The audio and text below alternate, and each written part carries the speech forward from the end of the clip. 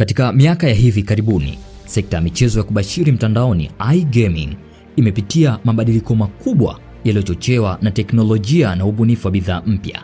Miongoni mwa majina yaliyoibuka na kuacha alama kubwa ni ya mjasiriamali kutoka Georgia, David Natroshvili, mwanzilishi na mkurugenzi mtendaji wa kampuni ya Spribe, kampuni iliyobuni mchezo maarufu wa Aviator. David Natroshvili alianza safari yake ya kitaaluma katika sekta ya umma na maeneo ya uwekezaji nchini Georgia. Uzoefu huo ulimpa msingi wa kuelewa masuala ya uchumi, uendeshaji wa miradi na masoko ya kimataifa.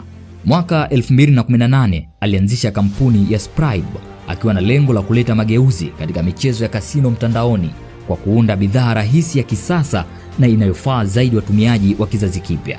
Mwaka 2019 Spribe ilizindua mchezo wa Aviator ambao umejulikana kama mojawapo ya michezo ya kwanza na yenye mafanikio makubwa ya aina ya Crash Games.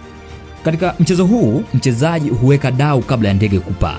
Wakati ndege inapopaa, kiwango cha multiplier huongezeka kila sekunde na mchezaji anatakiwa kutoa faida yake kabla ndege haijaanguka.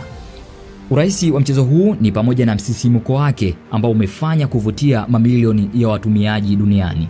Baada ya uzinduzi wa Aviator, kampuni Spribe ilikuja kwa kasi kubwa na kuingia katika masoko ya kimataifa ya michezo ya mtandaoni.